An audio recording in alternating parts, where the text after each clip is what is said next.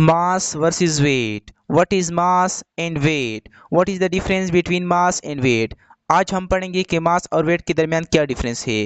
कुछ स्टूडेंट मास को वेट समझते हैं और कुछ स्टूडेंट वेट को ही मास समझते हैं। लेकिन इस वीडियो लेक्चर में आज हम आपका कॉन्सेप्ट क्लियर करेंगे और आप इजीली मास और वेट को डिफरेंशिएट कर पाएंगे। सबसे पहले हम डिफाइन करेंगे मैटर को, जो आप लोअर क्लास में पढ़ चुके हैं। What is matter? Anything which occupy space and his mass is called matter.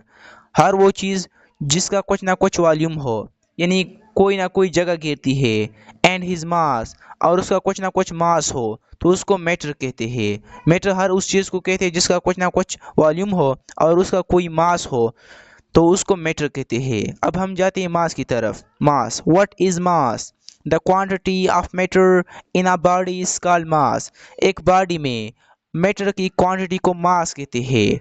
यानी अगर एक बॉडी में मैटर की क्वांटिटी ज़्यादा है तो उसका मास ज़्यादा होगा, और अगर एक बॉडी में मैटर की क्वांटिटी कम है तो उसका मास कम होगा। यानी अगर एक ऑब्जेक्ट जो पार्टिकल से बना हुआ है उसमें नंबर ऑफ पार्टिकल ज़्यादा है, मैटर ज़्यादा है, तो उसका मास ज़्यादा होगा। एक ऑब्जेक्ट नंबर ऑफ पार्टिकल अगर उसमें कम है, उसमें कम मैटर है, तो उसका मास भी कम होगा। It's units is KG. Mass का यूनिट किलोग्राम है। It does not change with location. Mass में ख़ास बात यह कि ये विद लोकेशन चेंज नहीं होता है, मास कांस्टेंट होता है। अब हम पढ़ेंगे वेट को। What is weight? It is the force exerted on object mass due to gravity. Earth की ग्रेविटी की वजह से ऑब्जेक्ट की मास पर जो फोर्स एक्सर्ट होती है उसको ही वेट कहते हैं। Its unit is newton. Weight का यूनिट न्यूटन है। It changes with location. अब डिफरेंस वाली बात यह है मास और वेट में कि मास विद लोकेशन चेंज नहीं होता, लेकिन वेट विद लोकेशन चेंज होता है। अब हम आगे इसको एग्जाम्पल के ज़रिए समझने की कोशिश करेंगे कि किस तरह मास और वेट विद लोकेशन चेंज हो, मास किस तरह विद लोकेशन चेंज नहीं होता और वेट किस किस तरह विद लोकेशन चेंज होता है। अब यहाँ पर हमने बात की कि वेट क्या है। ये ऑब्जेक्ट की मास पर अर्थ की ग्रेविटी का एक्सर्ट किया हुआ फोर्स है। तो हम इससे ये इक्वेशन भी निकाल सकते हैं। W is equal to M, यानी इस मैथमेटिकल इक्वेशन की फॉर्म में भी इसको लिख सकते हैं। W का मतलब है weight is equal to M. M का मतलब है मास, ऑब्जेक्ट का मास। G का मतलब है उस पर जो ग्रेविटी फोर्स एक्सर्ट करती है। अब ये इक्वेशन बहुत ही इंपॉर्टेंट है।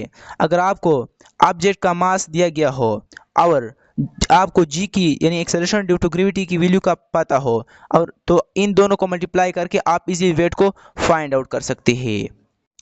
तो यहाँ पर देखिए आप, फॉर एग्जांपल अर्थ पर एक एस्ट्रोनॉट है या कोई भी ऑब्जेक्ट है, इसका मास 50 किलोग्राम है, इसका मास 50 किलोग्राम है। तो इसके वेट को फाइंड आउट करने के लिए हम फार्मूला यूज़ करेंगे W is equal to M G. यानी वेट हमारे पास किसकी इक्वल होती है, कि किसके इक्वल होती है, अगर हम मास और एक्सेलरेशन ड्यू टू ग्रेविटी को G को मल्टीप्लाई करें। तो मास का तो हमें पता है 50 किलोग्राम, और G की वैल्यू अर्थ पर 9.8 मीटर पर सेकंड स्क्वायर होती है। और G की वैल्यू यहाँ पर ये अर्थ पर जो है ये डिफरेंट होती है मून पर G की वैल्यू से और इस तरह दूसरे प्लैनेट पर G की वैल्यू से। यानी हर एक प्लैनेट की पर जी की वैल्यू एक खास वैल्यू होती है। यानी जितने भी प्लैनेट है उन पर जी की वैल्यू सबका सेम नहीं होता है। कुछ प्लैनेट का जी का वैल्यू ज़्यादा होता है और कुछ पर जी का वैल्यू कम होता है। तो मास 50 किलोग्राम है, वेट को हम फाइंड आउट करते हैं। तो M G mass 50 kilogram, acceleration due to gravity की value 9.8 metre per second square.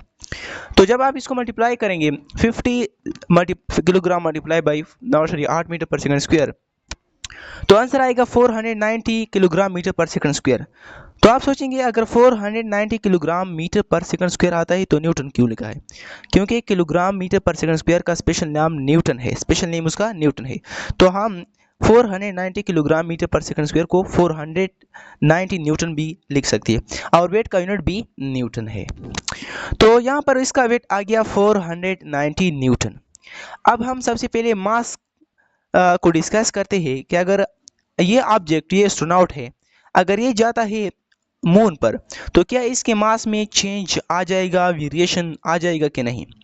तो हमने मास का डिफिनेशन इस तरह पढ़ा कि it is the number of particle from which object is made, या mass is the how much matter an object contains. एक ऑब्जेक्ट कितने पार्टिकल से बना हुआ है, उसमें कितना मैटर है, इसको मास कहते हैं। अब अगर यहाँ पर ये ऑब्जेक्ट होता है ये अगर जाता है यहाँ पर मून पर, तो क्या इसके मैटर में चेंज आ जाएगा? क्या उसके पार्टिकल में कमी बेशी आएगी? नहीं।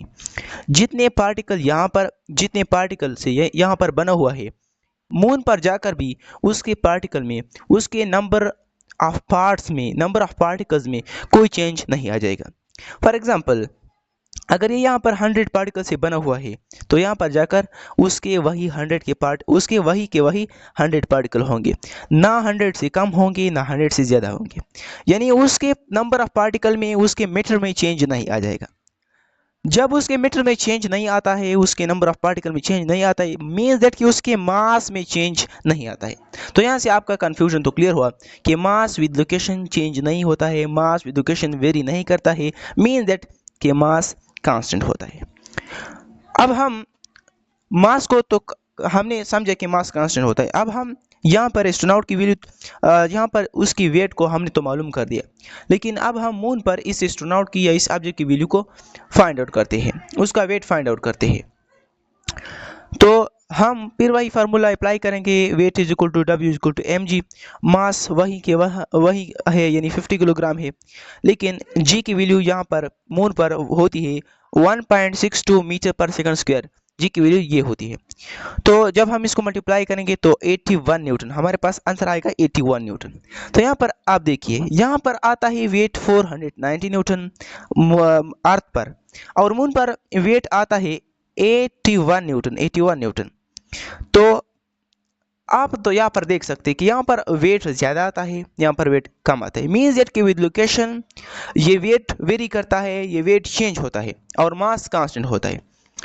अब यहाँ पर वेट ज़्यादा क्यों होता है, ज़्यादा क्यों है अर्थ पर, और मून पर वेट कम क्यों है, और ये वेरी क्यों करता है? इस वजह से मास तो यहाँ पर कांस्टेंट है और वेट हमारे पास इन दो क्वांटिटी एम जी मास और एक्सेलरेशन ड्यू टू ग्रेविटी का अगर हम प्रोडक्ट ले तो इसका इक्वल है वेट। तो आप ज़रा गौर करें कि यहाँ पर जी की वैल्यू ज़्यादा है, जब हम इसको मास से मल्टीप्लाई करेंगे तो उसका वेट भी ज़्यादा आ जाएगा, और मून पर जी की वैल्यू कम है, जब हम इसको मास तो वही है, इसे मल्टीप्लाई करेंगे तो जी की वैल्यू भी, वेट का वैल्यू भी कम आएगा। तो यहाँ पर जब मास ज़्यादा, इसका मतलब है वेट ज़्यादा है, इसका मतलब है कि एक्सेलरेशन ड्यू टू ग्रेविटी यहाँ पर अर्थ पर ज़्यादा है, और यहाँ पर वेट कम है, मीन्स दैट यहाँ पर जी की वैल्यू कम है, क्योंकि मास तो वही है। और 9.8 मीटर पर सेकंड स्क्वायर, ये यहाँ पर ज़्यादा वैल्यू है जी का, और यहाँ पर जी की value 1.62 metre per second square है। तो इसी वजह से यहाँ पर वेट 490 न्यूटन आता है और यहाँ पर 81 न्यूटन आता है। और इसमें ये वेरी क्यों करता है? क्योंकि हर प्लैनेट पर जी की वैल्यू एक खास वैल्यू होती है, यहाँ पर जी की वैल्यू कम है, यहाँ पर जी की वैल्यू ज़्यादा है, इस वजह से वेट वेरी करता है, यहाँ पर वेट ज़्यादा आता है, वही ऑब्जेक्ट है, वही मास है, और यहाँ पर वेट कम आता है।